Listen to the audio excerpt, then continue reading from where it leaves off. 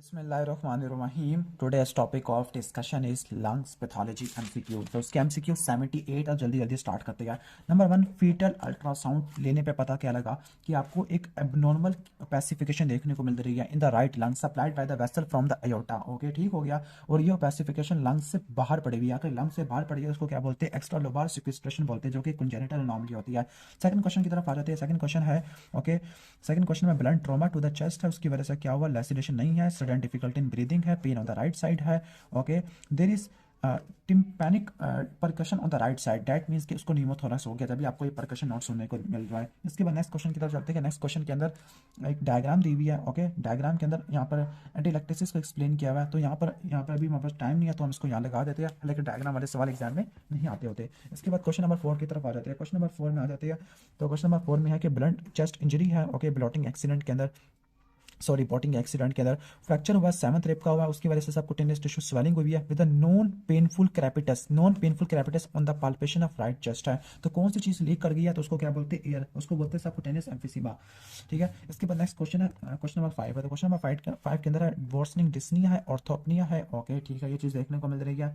Okay, ठीक है। Increase production of frothy sputum, अब फ्रोथी स्पूटम आ गया तो आपको किस में देखने को मिलता है, आपको स्कीमिक हार्ट डिजीज में। स्कीमिक हार्ट डिजीज की वजह से हार्ट फेल होगा, जिसकी वजह से आपको फ्रोथी स्पूटम देखने को मिलता होता है। इसके अलावा आप ये भी चीज देख सकते हैं, प्लाज्मा रेनिन, ये चीजें भी आपको सारा देखने को मिल रही है कंपनसेटरी मैकेनिज्म के तौर पर। क्वेश्चन नंबर 6 की तरफ आ जाते हैं। क्वेश्चन नंबर 6 में आ जाते हैं ओके, सेप्सिस है। सेप्सिस, अब जो सेप्सिस है, सेप्सिस की वजह से क्या होती है, एक्यूट लंग इंजरी हो सकती है, जिसकी वजह से वेंटिलेशन परफीन में मिसमैच देखने को मिलेगा, स्कैटर्ड पल्मोनरी पैसिफिकेशन है। ठीक हो गया। वर्सनिंग ऑक्सीजनेशन है, तो डायग्नोसिस क्या होगा, अल्वियोलर हाइलिन मेम्ब्रेन आ जाएगा। क्वेश्चन नंबर 7 की तरफ चलते हैं। क्वेश्चन नंबर 7 के अंदर क्या होगा, कोलोन का कैंसर को रिमूव करने में रिस्पिरेटरी डिस्ट्रेस हो गया, तो जो सर्जरी के दौरान अगर कोई हाइड्रोजेनिक इंजरी हो गया तो उसकी वजह से once again acute respiratory injury या एक्यूट लंग इंजरी या एक्यूट रेस्पिरेटरी डिस्ट्रेस सिंड्रोम हो सकता है। ठीक है। अब इसमें पैसिफिकेशन इन ऑल फील्ड देखने को मिल रही है। ओके, हाइलिन मेम्ब्रेन एक और इंपॉर्टेंट चीज आ गया, तो ये क्यों होती है, leukocyte mediated injury to the alveolar capillaries, इसकी वजह से आपको देखने को मिलता है। क्वेश्चन नंबर 8 की तरफ चलते हैं। क्वेश्चन नंबर 8 में है डिस्निया और 4 kg वेट लॉस है। ओके, डिस्निया है। ओके, 4 kg वेट लॉस है, इसका मतलब है क्रॉनिक कंडीशन है, 2 साल से हो रही है। स्मोकिंग है, स्मोकिंग की वजह से सीओपीडी देखने को मिल सकता है। एंटीरियर पोस्टीरियर डायमीटर बढ़ गया, दैट मीन बैरल चेस्ट है। जो बैरल चेस्ट आपको किस में देखने को मिलती है, आपको इसमें देखने को मिलती है कैरो एम्फीसीमा में देखने को मिलती है। और इसमें बेसिक मैकेनिज्म क्या होगा, release of elastase from the neutrophil, इसकी पैथोजेनेसिस पूछ रहा था। इसके बाद नेक्स्ट क्वेश्चन की तरफ चलते हैं। नेक्स्ट क्वेश्चन में है कि ओके, शॉर्टनेस ऑफ ब्रेथ है। ओके, एग्जामिनेशन में पता लगा कि there is no breath sound audible over the right side of the chest है, और shifting of mediastinum from the right to the left side, यानी ऑपोजिट साइड पे shift कर गया है। ठीक हो गया।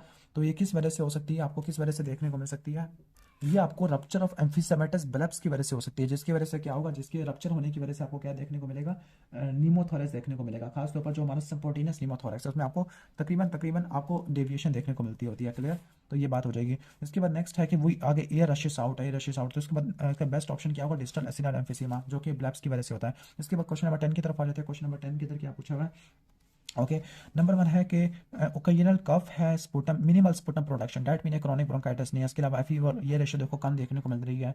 ठीक है, मिनिमल स्पुटम है, एक्सपायरेटरी विजेस देखने को मिल रही है। डिस्निया फॉर ईयर्स है, डिस्निया किस वजह से होता है, आपको एम्फीसीमा में देखने को मिल सकता है। और एम्फीसीमा की कौन सी टाइप कॉमन है, सेंट्रल लोब्यूलर है। नेक्स्ट क्वेश्चन कर लेते हैं। क्वेश्चन नंबर 11 है। क्वेश्चन नंबर 11 का बहुत लंबी स्टेटमेंट लिखी हुई है। ओके, और डायग्राम भी बनी हुई है। ओके, तो असल में ये जो डिस्निया है, डिस्निया किस में ज़्यादा होता है, सबसे ज़्यादा देखने को मिलता है एम्फीसीमा में देखने को मिलता है, जिसमें एंटी इलास्टिक एक्टिविटी कम हो जाती है। क्वेश्चन नंबर 12 की तरफ आ जाते हैं। क्वेश्चन नंबर 12 के अंदर क्या पूछा हुआ है, क्वेश्चन नंबर 12 के अंदर ओके, नंबर 1 क्या चीज़ पूछी है, पैथोलॉजिक मैकेनिज्म पूछा हुआ है। नंबर 1 सिगरेट पी रहा है, 20 साल से सिगरेट पी रहा है, chronic cough with copious mucoid expectoration है, तो ये क्या क्रॉनिक ब्रोंकाइटिस है, क्रॉनिक अस्थमैटिक ब्रोंकाइटिस आ जाएगा। क्वेश्चन नंबर 13 की तरफ चलते हैं। क्वेश्चन नंबर 13 के अंदर क्या चीज़ आ जाएगी, smoking at least 1 pack of cigarette for 30 years है, एफईवी रेशो कम देखने को मिल रही है। ओके, ठीक हो गया। तो कहती है कि स्मोकिंग की वजह से कौन सा स्ट्रक्चर सबसे ज़्यादा अफेक्टेड होता है, वल्नरेबल होता है, तो कौन सा हो जाएगा, आपको स्मोकिंग की वजह से सेंट्रल लोबुलर एम्फीसीमा हो जाएगा, जिसमें रेस्पिरेटरी ब्रोंकियल आ जाएगा। क्वेश्चन नंबर 14 की तरफ आ जाते हैं। 14 के अंदर क्या आ जाएगा, 14 के अंदर स्मोकिंग की हिस्ट्री है, copious म्यूकोपुलुलेंट sputum, and that means कि ये क्रॉनिक ब्रोंकाइटिस, और इसमें आपको हाइपरट्रॉफी और ब्रोंकियल स्मूथ मसल ग्लैंड देखने को मिलती है। क्वेश्चन नंबर 15 की तरफ आ जाते हैं। क्वेश्चन नंबर 15 है हिस्ट्री ऑफ कफिंग है, वीजिंग और डिफिकल्टी इन ब्रीदिंग आ गया, तो ये अस्थमा का सिनेरियो है। बाकी इयोसिनोफिलिया भी आपको देखने को मिल रही है, तो इसमें रीमॉडलिंग होती है एयरवे की। क्वेश्चन नंबर 16 की तरफ चलते हैं। क्वेश्चन नंबर 16 में है ओके, क्वेश्चन नंबर 16 में severe dyspnoea with wheezing, once again scenario asthma की तरफ लेके जा रहे हैं। Curschmann spiral, Charcot Leyden crystal, branch septate hyphae, eosinophilia आपको देखने को मिल रहा है। ठीक है, तो वो क्या पूछ रहे हैं, रिस्क फैक्टर पूछ रही है जो कि प्रीडिस्पोज करेगा, तो उसका रिस्क फैक्टर क्या होता है? Cytokine, gene polymorphism, environmental, immunological और जेनेटिक्स, ये तीनों मिलकर काम करती होती है। इसके बाद 17 की तरफ चलते हैं। 17 में क्या आएगा? 17 में ब्रोंकोस्पैज्म और ब्रोंकियल अस्थमा है। ओके, तो वो कौन सी मेडिकेशन है जिसको ठीक करने के लिए बेस्ट हो सकती है? अब जो ब्रोंकियल अस्थमा है ना, जो एक्यूट फेस है वो हमारे TH2 की वजह से देखने को मिल जाता है। इंटरल्यूकिन 1, इंटरल्यूकिन 5 और इंटरल्यूकिन 13 वगैरह प्रोड्यूस करती है, तो TH2 को आपने इनहिबिट करना है। इसके बाद क्वेश्चन नंबर 18 की तरफ चलते हैं। क्वेश्चन नंबर 18 के अंदर क्या होगा? एपिसोडिक वीजिंग और कफिंग है। वन सेकंड, अस्थमा, तो अस्थमा में आपको क्या देखने को मिलेगा? ओके, अस्थमा के अंदर आपको ब्रोंकियल हाइपर एक्टिविटी हो जाती है ड्यू टू क्रॉनिक इन्फ्लेमेशन। इसके बाद टॉपिक अस्थमा के बारे में पूछा हुआ है। टॉपिक अस्थमा के बारे में क्या पूछा हुआ है? कौन सा इम्यून सेल सबसे इंपॉर्टेंट होता है? तो कौन सा इम्यून सेल होती है? TH2 होती है। TH2 और इयोसिनोफिलिया हमारी बहुत इंपॉर्टेंट होती है। क्वेश्चन नंबर 20 की तरफ चलते हैं।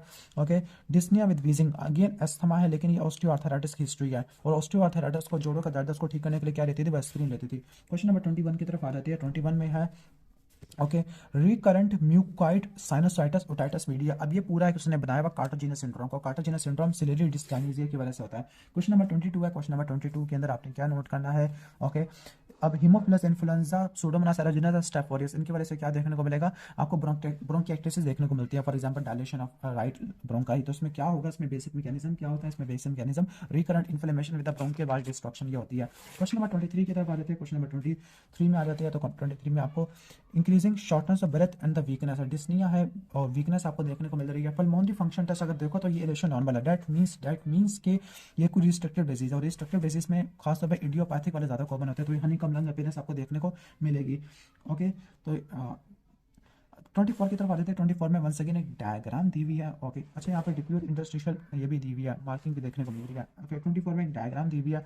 ओके, तो ये डायग्राम किस चीज़ के बारे में? इडियोपैथिक पल्मोनरी फाइब्रोसिस, ठीक हो गया। यहाँ पे आपको ग्लूकोकॉर्टिकॉइड से भी ठीक नहीं हो रहा, ओपेसिफिकेशन देखने को मिल रही है। क्वेश्चन नंबर 25 की तरफ आ जाती है। क्वेश्चन नंबर 25 के अंदर क्या होगा? ओके, ठीक है, कहती है कि जो टोबैको ज़्यादा यूज़ करने की वजह से ना लंग पैरेन्काइमा की डिस्ट्रक्शन होना शुरू हो जाती है विद सेंट्रल लोबुलर एम्फीसीमा। तो कहती है कि वो कौन सा फैक्टर है जो कि फाइब्रोसिस करवाता है? वो ट्रांसफॉर्मिंग ग्रोथ फैक्टर बीटा होता है, ठीक है। इसके बाद 26 की तरफ आ जाती है। 26 की तरफ, तो 26 में है हमारा ओके, इलेक्ट्रिकल इंजीनियर है, डिस्निया बढ़ना शुरू हो गया है, और आपको पैची इन्फिल्ट्रेशन देखने को मिल रही है, यानी रिस्ट्रिक्टिव डिजीज है।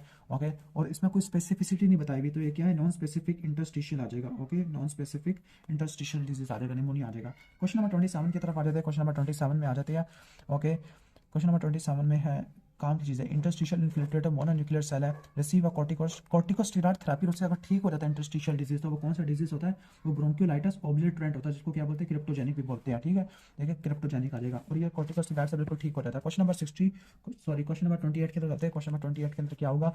वर्सनिंग डिस्निया फॉर 10 ईयर है, 5 kg लॉस्ट है, मतलब आपको क्रॉनिक कंडीशन देखने को मिल रही है, कोई चेस्ट पेन नहीं है, इंटरस्टिशियल डिजीज देखने को मिल रहा है, रेशियो नॉर्मल है। ओके, FVC वगैरह। ओके, तो ये क्या है? कौन सा एक्सपोजर की वजह से आपको देखने को मिल सकता है? तो हमारा यहाँ पे क्या होगा? सिलिका होगा, निमोकॉनियोसिस है। क्वेश्चन नंबर 23 की तरफ आते हैं। 23 में क्या होगा? History of inhaled dust. Inhaled dust है, डस्ट में 1 से लेकर 5 माइक्रोन के पार्टिकल है, ठीक है। डस्ट एक्यूमुलेशन अपर लोब के अंदर है, ओपेसिटी लार्जर देन 1 सेंटीमीटर है, तो ये किस चीज़ की निशानी है? कार्बन पार्टिकल की है। अभी वंस अगेन एक डायग्राम दी हुई है। ओके, अब इस डायग्राम के अंदर आपने क्या नोट करना है? इस डायग्राम में नोट करना है कि इंक्रीज इंटरस्टिशियल मार्किंग है, लेकिन इतना कोई खास चीज़ नहीं है, तो उसको छोड़ देते हैं। एस्बेस्टोसिस का सिनेरियो था। क्वेश्चन नंबर 31 की तरफ आ जाते हैं। 31 में क्या होगा? 31 में इनहेलेशन डिजीज है। ओके, बायलैटरल नोडुलर कैल्सिफिकेशन है, इसके अलावा पोलराइजेबल नीडेबल क्रिस्टल है, तो जो पोलराइजेबल नीडेबल क्रिस्टल होते हैं वो सिलिका डस्ट होती है। क्वेश्चन नंबर 32 की तरफ आ जाती है। क्लियर? जो 32 है, 32 के अंदर आ जाते हैं। लो ग्रेड फीवर है, नॉन प्रोडक्टिव कफ होती है, बाकी यहाँ पर बायलैटरल हाइलर लिम्फेडिनोपैथी है, तो ये किस में देखने को मिलती है? आपको सार्कोई डोसिस में देखने को मिलती है। क्वेश्चन नंबर 33 की तरफ चलते हैं। ओके, तो 33 के अंदर क्या आ जाएगा? 33 के अंदर शिप यार्ड में काम करता है। शिप यार्ड में क्या होगा? शिप यार्ड में एस्बेस्टोसिस की आपको ज़्यादा देखने को मिलती है। क्लियर? तो ओके, तो इसमें क्या होगा? डायफ्रामेटिक प्लूरल कैल्सिफाइड प्लैक देखने को मिलेगा एस्बेस्टोसिस का। टोटल इसका 78 MCQ है। क्वेश्चन नंबर 34 की तरफ चलते हैं। ओके, तो क्वेश्चन नंबर 34 है। 34 में डिस्निया वगैरह है, नॉन प्रोडक्टिव कफ है। ओके, अगर प्रोडक्टिव कफ होता तो आप क्या बताते? क्रॉनिक ब्रोंकाइटिस वगैरह क्या देते? ठीक है। इसके बाद नेक्स्ट है कि बायोप्सी लिया, बायोप्सी के इंटरस्टिशियल फाइब्रोसिस और स्मॉल नॉन केजिएटिंग ग्रैनुलोमा है। वंस अगेन इसमें स्टेरॉइड बॉडी भी आ गई है। ओके, स्टेरॉइड बॉडी भी आ गई है, तो ये सब चीज़ें किसके बारे में? सार्कोइडोसिस के बारे में। सार्कोइडोसिस में स्टेरॉइड बॉडी होती है, शोमान बॉडी देखने को मिलती है, जबकि फेरोजिनस बॉडी आपको एस्बेस्टोसिस में देखने को मिलती है। तो ये T सेल की वजह से देखने को मिलता है, खासतौर पर CD4 की वजह से होता है। क्वेश्चन नंबर 35 की तरफ आ जाती है। Okay, bilateral increase in the linear marking है। Okay, bilateral increase in the linear marking है। ओके यानी कोई बायलैटरल डिजीज है और रिस्ट्रिक्टिव डिजीज है, इंटरस्टिशियल इन्फिल्ट्रेशन ऑफ लिम्फोसाइट है, मिनिमल इंटरस्टिशियल फाइब्रोसिस और स्मॉल ग्रैनुलोमा है। तो ये किस चीज़ की निशानी होती है? खासतौर पर फार्मर है, तो फार्मर में क्या होगा? फार्मर लंग होगा, फार्मर लंग में hyper sensitivity to spore of actinomyces आ जाएगा। क्वेश्चन नंबर 36 की तरफ चलते हैं। 36 के अंदर ओके फीवर, डिस्निया, हेडेक, मलेज है, उसके सिम्टम जब खत्म हो जाती है जब उसका when he visits a friend in another city है, लेकिन वापस के सिम्टम वापस आना शुरू हो जाती है। ओके चेस्ट रेडियोग्राफी अनरिमार्केबल है, तो इसमें क्या बेसिक मैकेनिज्म होगा? इसमें बेसिक मैकेनिज्म क्या होगा? एंटीजन एंटीबॉडी कॉम्प्लेक्स फॉर्मेशन है, यानी क्या है? ये हाइपर सेंसिटिव न्यूमोनाइटिस होता है, हाइपर सेंसिटिव न्यूमोनाइटिस होता है। उसके बाद क्वेश्चन नंबर 37 में चलते हैं। क्वेश्चन नंबर 37 में क्या होगा? क्लियर, इंक्रीज डिस्निया है विद नॉन प्रोडक्टिव कफ है। ओके क्लबिंग ऑफ फिंगर है, क्लबिंग ऑफ फिंगर, इसको नोट करना है, क्लबिंग ऑफ फिंगर, ठीक है। तो जो क्लबिंग ऑफ फिगर है ओके इसके बाद यानी कोई इंटरस्टिशियल डिजीज चल रहा है। न्यूमरस एल्वुलर मैक्रोफेजेस है, loss of respiratory bronchial lamellar body and the iron pigments are present. Okay तो ये कौन सा डिजीज होगा? ये डिस्क्वेमेटिव इंटरस्टिशियल न्यूमोनाइटिस है, जो कि smoking related interstitial lung disease होता है। तो इसमें क्या आ जाएगा? इसका बेस्ट ऑप्शन क्या होगा? सिगरेट स्मोकिंग की वजह से देखने को मिलता है। क्वेश्चन नंबर 38 की तरफ आ जाते हैं। 38 के अंदर है ओके डिस्निया है, कफ डायग्राम दी हुई है। इस डायग्राम के अंदर वैसे इसका जो डायग्नोसिस है वो प्रोटीन एल्वुलर प्रोटीनोसिस है, ठीक है। डायग्नोसिस क्या है? पल्मोनरी एल्वुलर प्रोटीनोसिस, जिसमें जीएम-सीएसएफ के खिलाफ एंटीबॉडी बनना शुरू हो जाती है। नेक्स्ट क्वेश्चन है, वंस अगेन एक और डायग्राम दी हुई है, इसको छोड़ देते हैं वैसे डायग्राम वाले को। ओके तो इस डायग्राम में ओके तो इस डायग्राम में आपको थ्रोम्बोएम्बोलिज्म नजर आ रहा होगा, जो कि डीप वेन्स ऑफ थ्रोम्बोसिस से निकलता होता है। क्वेश्चन नंबर 40 की तरफ आ जाते हैं, ये इंपॉर्टेंट क्वेश्चन है। क्वेश्चन नंबर 40 में आ जाते हैं कि पेशेंट है जो कि हॉस्पिटलाइज हुए फॉर मोर देन 2 वीक्स है, लेकिन bed ridden for more than 90% है, ठीक है। तो इनकी लोअर एक्सट्रीमिटी को ऑब्जर्व किया गया, ठीक है। तो जो पेशेंट है ना उसमें कुछ पेशेंट है जिनके एब्नॉर्मल अल्ट्रासाउंड रिजल्ट थे, उनमें थ्रोम्बोसिस बताया गया था, ठीक है। तो which of the following symptom most likely to be result in this cohort of patient है। ओके तो क्या होगा? तो जो फाइंडिंग है वो पल्मोनरी थ्रोम्बोएम्बोलिज्म को बता रही है। जो मोस्टली जो पल्मोनरी एम्बोलाई होते हैं छोटे होते हैं, वो क्लिनिकली साइलेंट होते हैं, तो आपको कुछ नहीं देखने को मिलेगा। क्वेश्चन नंबर 41 की तरफ आ जाते हैं। 41 ओके तो सेरिब्रल इन्फॉक्शन है, हॉस्पिटलाइज्ड है। वंस अगेन यहाँ पे एक वो चीज़ दी हुई है, डायग्राम दी हुई है, तो एक्यूट कोर पल्मोनरी अब लगा देते हैं। क्वेश्चन नंबर 42 की तरफ आ जाते हैं, ये इंपॉर्टेंट क्वेश्चन है।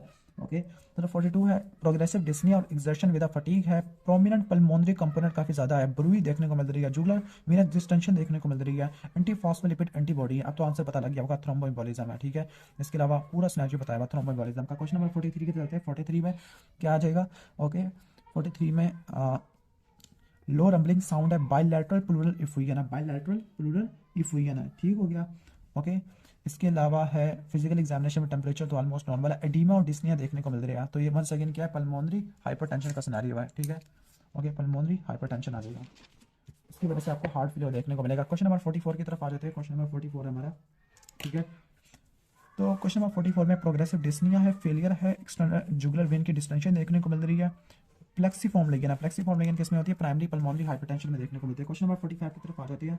ओके 45 की तरफ आ जाते हैं। 45 में है कि टेम्परेचर है, ओके फोकल नेक्रोसिस ऑफ एल्वियुलर वाल विद प्रोमिनेंट इंट्रा एल्वियुलर हेमरेजेस है। इसके अलावा किडनी का भी प्रॉब्लम है, तो ये किसकी वजह से होता है? एंटीजीबीएम सिंड्रोम की वजह से, गुड पार्शल सिंड्रोम की वजह से होता है। क्वेश्चन नंबर 46 की तरफ आ जाती है। ओके 46 में क्या होगा? तो 46 में नेक्रोटाइजिंग ग्रानुलोमा है, तो ये वेजिनल ग्रानुलोमा को एक्सप्लेन कर रहे हैं। इसमें क्या होती है? सी अनका होती है, PR3 अनका आपको देखने को मिलती होती है, यानी पोलियंजाइटिस विद ग्रानुलोमेटोसिस, ग्रानुलोमेटोसिस विद पोलियंजाइटिस ये भी कह सकते हैं। 47 की तरफ आ जाती है। ओके ठीक है 47 के अंदर आ जाते हैं। 47 में है कि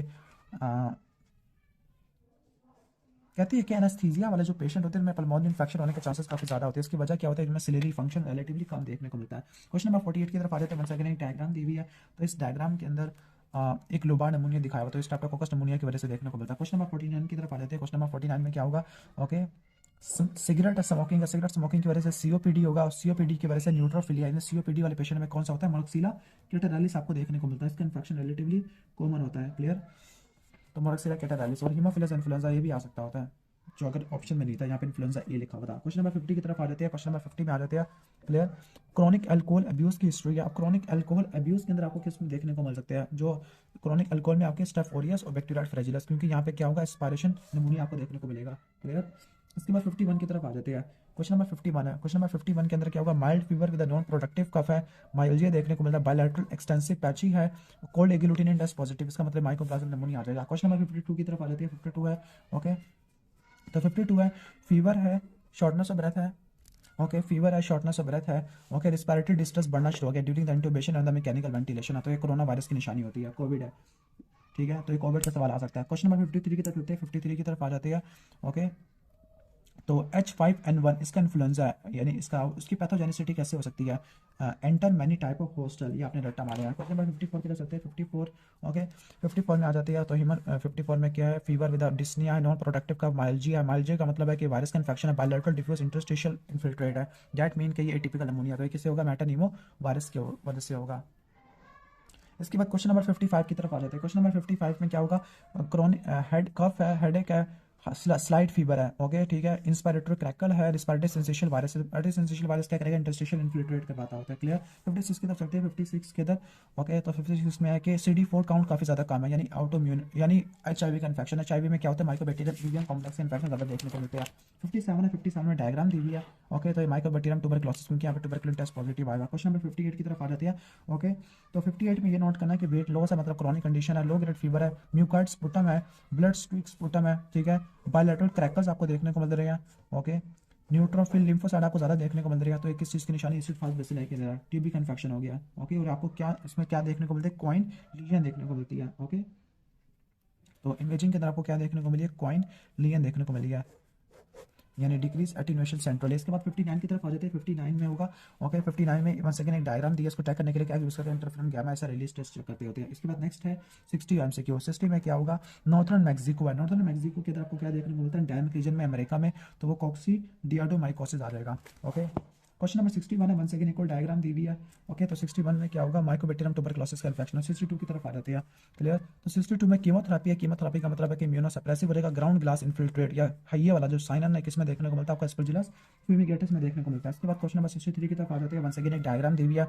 ओके, तो साइटोमेगालो वायरस लगा देते हैं, लेकिन यहाँ पे HIV पॉजिटिव है, तो साइटोमेगालो वायरस देखने को मिलता है। 64 की तरफ आ जाती है। 64 में वंस अगेन यहाँ पे एक डायग्राम दिया, तो HIV लगा के जान छुड़ा लेते हैं इसको। ओके, 65 की तरफ आ जाते हैं। ये आप आया कोई अच्छा सवाल आया स्टेटमेंट वाला। ओके, तो 65 की तरफ आ जाते हैं। चेन स्मोकर है, स्मोकर की वजह से आपको स्क्वेमस सेल कार्सिनोमा देखने को मिलता है। इसके अलावा क्लबिंग ऑफ फिंगर भी आपको देखने को मिल सकती है।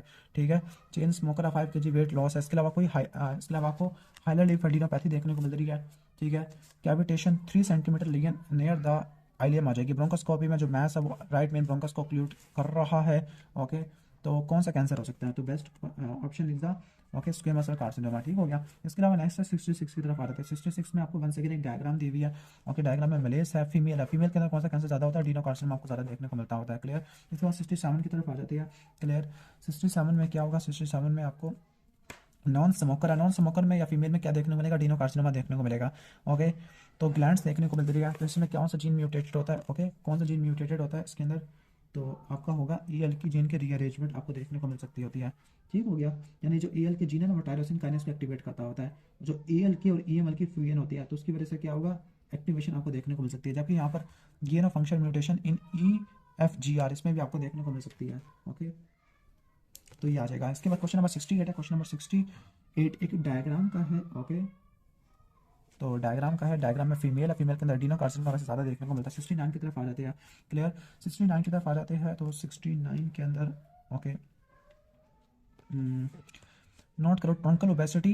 ये जो चीज़ें ना कुशिंग सिंड्रोम के बारे में है। ओके, ये सब चीज़ें किसके बारे में? कुशिंग सिंड्रोम के बारे में है। ओके, तो बेस्ट क्या होगा? स्मॉल सेल एनाप्लास्टिक कार्सिनोमा आ जाएगा। 70 की तरफ आ जाती है। 70 में क्या है?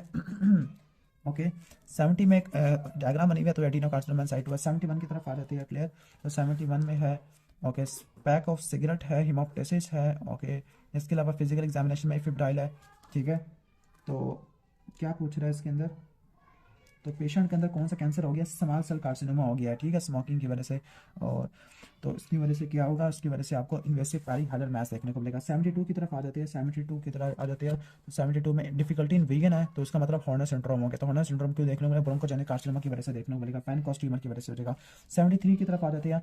ओके, 73 में नेवर स्मोक है, यूनिवर्सिटी में काम करती है, demarcated mass of the left. Okay, left upper lobe of the lung है। Okay, this is likely trying to biopsy a ping pong ball. तो ये पिंग पॉन्ग बॉल किसमें होती है? हेमाटोमा में देखने को मिलती है। 74 की तरफ आ जाती है। 74 में है कफ है, हिमोप्टेसिस है, आगे साइनोसिस, आगे कफ हिमोप्टेसिस है। इसके अलावा आपको एटिलेक्टेसिस देखने को मिल रही है। फिर circumscribe mass, obstructive mass filling a right bronchus, तो किसमें देखने को मिलता है? आपको कार्सिनोइड ट्यूबर में आपको देखने को मिलता है। इसके बाद 75 की तरफ चलती है। क्लियर? 75 के अंदर आ जाती है, तो 75 के अंदर क्या होगा? हाँ, डिस्नी आपको देखने को मिल रहा है। ओके, हाई प्रोटीन कंटेंट है, बहुत सारे लिम्फोसाइट है, फैट ग्लोब्यूल है, तो आपको किसमें देखने को मिलता है, non Hodgkin lymphoma with lymphocytic obstruction इसमें देखने को मिल सकते हैं। 76 के अंदर चलते हैं, 76 के अंदर चलते हैं, तो 76 में क्या होगा, डिस्निया है, कफ प्रोडक्टिव ऑफ फ्रोथिस्पुटम, फ्रोथिस्पुटम ने निशानी बताई थी किसके अंदर होती है, कंजेस्टिव हार्ट फेलियर के अंदर होती है। इसके बाद 77 है एस्बेस्टोस, एस्बेस्टोस की वजह से आपको क्या देखने को मिल सकता है, आपको कैंसर देखने को मिल सकता है, कौन सा, मेसोथेलियोमा, तो मेसोथेलियोमा आ जाएगा, क्लियर, यानी आपको प्लूरल मैस देखने को मिल रहा है। और लास्ट एमसीक्यू है 78 है। ओके, तो 78 नॉन स्मोकर है, राइट साइडेड चेस्ट पेन है, एबेंटल कोलेजिनस टिश्यू है फाइब्रोब्लास्ट वाला, तो ये सोलेटरी फाइब्रोब्लास्टिक ट्यूमर है।